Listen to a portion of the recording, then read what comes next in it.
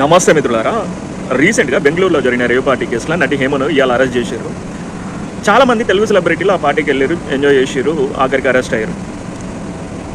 వెళ్ళిన తెలుగు వాళ్ళకి సంబంధించిన ఏ సెలబ్రిటీ పేరు కూడా బయటికి రివీల్ కాలేదు, ఫోటోలు బయటికి రాలేదు ఏ మీడియా హౌస్లో కూడా. ఒక నటి హేమ పేరు తప్ప.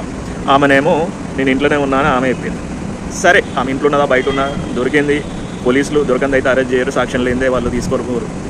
ఆమె తప్పు చేసింది, మరి మిగతా తప్పు చేసిన వాళ్ళని కూడా అరెస్ట్ చేయాలి కదా. మిగతా బిగ్ సెలబ్రిటీస్ పేర్లు కూడా బయటికి రావాలి కదా. గతంలో డ్రగ్స్ కేసులో కూడా గిట్లనే చేసారు, పెద్ద పెద్ద వాళ్ళందరినీ వదిలిపెట్టారు.